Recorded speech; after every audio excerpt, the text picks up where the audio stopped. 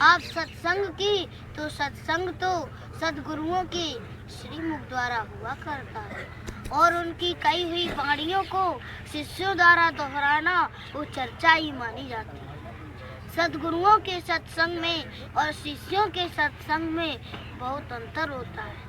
सद्गुरुओं का सत्संग ऐसे हुआ करता है जैसे लोहे पर पारस मणि के छूने से सोना बन करके तैयार हो जाता है और शिष्यों का सत्संग ऐसे हुआ करता है जैसे लोहे पर जंग आ जाती है और उसे साफ करती है। काम तो करते हैं पर इतना ही करते हैं। वैसे मेरे धर्म प्रेमियों को समाजों के अंदर देखती हूँ तो बड़ी खुशहालियाँ नजर आती हैं।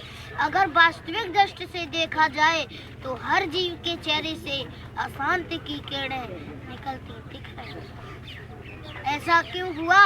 अब भाई भाई में प्रेम नहीं, भाई भाई के खून का प्यासा बन बैठा। पिता पुत्र में प्रेम नहीं, पति पत्नी में प्रेम नहीं, सास बहू में प्रेम नहीं। प्रेम नाम की चीज इस दुनिया से गायब हो चुकी है। प्रेम और सद्भावना जुड़े नहीं मिल रही है। अब आप बात कहो प्रेम की तो प्रेम कई हाट बाजारों में नहीं बिकता जहाँ से आप खरीद लेंगे। प्रेम किसी दरख्त पर नहीं लगता जहाँ से आप तोड़ लेंगे। वो प्रेम रूपी समुद्र इस मनुष्य मंदिर के अंदर है और वो सूखा पड़ा हुआ है। आज से 85 साल पहले के हमारे बुजुर्ग, आज से 85 साल पहले के हमारे पूर्वज, उनमें 85% गरीबी रेखा में होते हुए भी उनके अंदर प्रेम था, सद्भावना थी। ऐसा क्यों था? वो अपने घर गृहस्थियों के कामों काज में से थोड़ा सा समय निकालकर संत महात्माओं के आश्रमों पर आया जाया करते थे और उन्हें वहाँ पर आध्यात्मिक और राजनीतिक शिक्षा मिला करती थी। उन्हीं शिक्षाओं के अनुसार वो अपने परिवार को चलाते थे और उनमें कोई झगड़े झंझट भी नहीं होते थे। अगर कोई झगड़े झंझट हो भी जाते थे तो उन्हें छोटी छोटी चौपालों द्वारा निपटते थे और उन्हें कोर्ट कचहरियों की भी ज्यादा जरूरत नहीं पड़ती थी। और अगर कोई भी हमारा बुजुर्ग, कोई भी हमारा पूर्वज कोई बात कह देता था तो उसकी बात मानने के लिए घर वाले तैयार, परिवार वाले तैयार और गांव वाले तैयार रहते थे। अब देख लो आज का माहौल। अगर हम और आप किसी से कोई बात कह दें तो मानने की तो बात ही छोड़ दीजिए, हमारी और आपकी बातों पर तो कुत्ते भी नहीं भौंकते। ऐसा क्यों हुआ? हम अपने सिद्धांतों से उतरते चले जा रहे हैं, हम अपने आचरणों से उतरते चले जा रहे हैं और वो कुदरत हमसे नाराज हो गई और वो नाराजगी चिन्ह दिखाई दे रहा है। कहीं कहीं एक साथ सूखा पड़ा, अकाल पड़ा, किसान बेचारे कितने परेशान, पशु बेचारे कितने परेशान। खाने को अन्न नहीं, पीने को पानी नहीं, ये उस कुदरत का नियम है। वो कुदरत हमको और आपको दंड देना नहीं चाहती, लेकिन आप जैसा कर्म करोगे वैसा फल तो आपको ही भोगना पड़ेगा। गोस्वामी जी महाराज ने रामायण में लिखा, कोई न काहू को सुख दुख का दाता, निज कृत कर्म भोग सब भ्राता। जैसा आप कर्म करोगे वैसा फल आपको ही भोगना पड़ेगा और किसी को नहीं भोगना पड़ेगा। स्वामी जी महाराज ने कहा था, आप इस शरीर पर 5 बातें अपना जाइए, शील, क्षमा, संतोष, विरह और विवेक। तो हमने और आपने इन 5 बातों की जगह पर ये 5 बातें और अपना रखी, काम, क्रोध, लोभ, मोह, अहंकार। स्वामी जी महाराज ने कहा था, कलयुग में कलयुग जाएगा, कलयुग में सतयुग आएगा और वो खोया हुआ प्रेम फिर से इस शरीर के अंदर उभारने लगेगा। स्वामी जी महाराज ने एक सिद्धांत को समझाते हुए कहा था, अहमदाबाद के भुज कच्छ में जो भूकंप आया था वह कितनी देर का था? सिर्फ 2 सेकेंड का। और उस 2 सेकेंड के भूकंप ने बड़ी बड़ी इमारतें ढा दी, बड़ी बड़ी बिल्डिंगें ढा दी और उसमें से 8 दिन लाशें निकालने में लगे और बाकी कुछ लोग बचे थे, उनकी झोपड़ियां रोडों के किनारे लगी हुई और उन्हें चाय नाश्ता सरकार द्वारा लाइन में लग कर के मिलता था। हमारे और आपके जैसे नहीं थे लखपति, करोड़पति, अरबपति जो सोने की चमचों में खाना खाया करते थे, एसी कूलर की हवा में रहते थे और गाड़ियों पर बैठ करके घूमते थे। लेकिन जब कुदरत उनसे नाराज हुई तो उन बेचारे लखपतियों की एक ना चली और उनको रोडपति बना दिया। तो क्या हमारी और आपकी चल सकती है? कुछ भी नहीं चल पाएगी। आप ये दुनिया के कामों में लगे रहो, आपके साथ क्या जाएगा? बड़े बड़े राजे महाराजे खाली हाथ चले गए, तो आप क्या ले जा सकते हो? सब यही पड़ा रह जाएगा, कुछ लेकर के नहीं जाओगे। क्या आप अपने उस वादे को बिल्कुल भूल गए हो? जब आपका ये जिस्म, ये मनुष्य शरीर जब गर्भ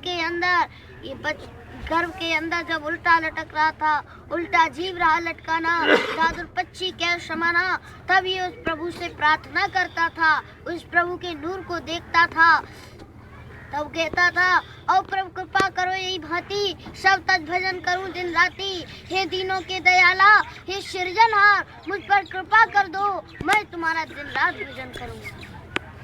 मुझे इस गर्भ कोठरी से बाहर निकालो, मुझे गर्भवासी का दुख बर्दाश्त नहीं हो रहा है और मैं यहाँ अग्नि की तरह जलाया जा रहा हूँ। जब वो प्रभु इस जीव की ऐसी करुणामयी पुकार सुनता है तो ये कहता है कि हे जीव, मुझे ये बता कि मैंने तुझको कई बार गर्भ से बाहर नहीं निकाला, कई बार तूने ये वायदा नहीं किया कि मैं तुम्हारा भजन करूँगा, लेकिन गर्भ से बाहर निकलते ही अपने इस वायदे को बिल्कुल भूल गया। भूमि परत मा डाबर पानी, जिमय जीव माया लिपटानी। जैसे ही जीव गर्भ से बाहर निकला और उसे माया के बंधनों में तरह तरह से लपेट दिया गया। ये धन दौलत तेरा, रुपया पैसा तेरा, ये दुकान दफ्तर तेरा, ये सब तेरा और मेरा में फंस गए, वो ममता में फंस गए। अब निकलोगे कैसे? कोई भी माँ बाप अपने बच्चे को ये शिक्षा नहीं देते कि बेटे तुमने 24 घंटे भजन करने का वायदा किया है तो 1 घंटे तो भजन करो। अगर ऐसे ही शिक्षा मिलती तो आज ये दिन देखने को नहीं मिलते। मनुष्य शरीर आपको अमोलक मिला है और ये आपको किराए पर मिला है और ये 84 लाख योनियों में जन्मने और मरने के बाद ये मनुष्य शरीर आपको मिल गया और फिर वहीं जा रहा है 84 लाख योनियों में भोग भोगने के लिए। बड़े बड़े राजे महाराजे खाली हाथ चले गए। राजा सिकंदर जैसा चक्रवर्ती सम्राट, जब राजा सिकंदर एक राज्य से विजय प्राप्त करके लौट रहा था तो रास्ते में एक महात्मा जी का आश्रम था। तो राजा सिकंदर उन्हीं के आश्रम पर विश्राम करने लगा। तो महात्मा जी राजा को देखकर कहने लगे कि राजा, मौत तो तेरे सिर पर घूम रही है। तो राजा सोचने लगा कि महात्मा जी अगर ये जानते हैं कि मौत मेरे सिर पर घूम रही है तो ये भी जानते होंगे कि मेरी मौत कब और कैसे होगी। तो उसने महात्मा जी से पूछा कि महात्मा जी मुझे ये बताओ मेरी मौत कब और कैसे होगी। तो महात्मा जी ने पूरी बात तो नहीं बताई, ये कहा तेरी मौत तब होगी जब आसमान लोहे का और पृथ्वी सोने की होगी। अब तो राजा सोचने लगा कि ना आसमान लोहे का होगा और ना पृथ्वी सोने की होगी और ना मैं मरूंगा। उस विधाता ने केवल मुझको जन्म ही दे दिया, मेरी मृत्यु तो लिखना भूल ही गया। अब मैं इस दुनिया में हमेशा के लिए जीऊंगा और अपना राज करूंगा। बहुत वह खुश होने लगा। वह वहां से चला तो उसको बुखार आ गया। कहीं जगह नहीं थी तो कहा 1-2 मील आगे और देख लो। तो जब 1-2 मील आगे देखा वहाँ भी जगह नहीं, तब तक राजा की तबीयत और खराब हो गई। अब राजा कहने लगा कि मंत्री, अब मैं यहाँ से एक कदम भी आगे नहीं बढ़ सकता हूँ जब तक मेरी तबीयत ठीक नहीं होगी। तो मंत्री ने घोड़े के ऊपर से सुनहरी जीन उतारी और बिछा दी। राजा उस पर लेट गया। अब गर्मियों के दिन थे, अब तेज धूप का चौंधा राजा के शरीर पर पड़ने लगा। तो छाया के लिए उसने लोहे की तलवारों को अड़ा करके और छाया की। जब राजा को होश आया, जब उसने ऊपर देखा तो आसमान चांदी का और सोने की। जब उसने देखा कि आसमान लोहे का, पृथ्वी सोने की हो गई, अब मेरी मौत हो जाएगी। तो जब मौत आती है तो इंसान समझ जाता है। अब राजा की चीख निकली कि मंत्री, अब मैं बच नहीं सकता हूँ। तुमसे मेरी ये गुजारिश है, ये फरमाइश है कि जब मेरी डोली, मेरा जनाजा निकाला जाए, तब मेरे ये दोनों हाथ मेरी डोली से बाहर निकाल देना, ताकि लोग देखेंगे कि राजा सिकंदर ने इतने अर्थ और अनर्थ किए, और आज जब ये जा रहा है तो खाली हाथ जा रहा है, तो वो भी इतना अर्थ और अनर्थ नहीं करेंगे। तो जब बड़े बड़े राजे महाराजे चले गए, वो भी कुछ लेकर के नहीं गए, तो आप क्या ले जा सकते हो।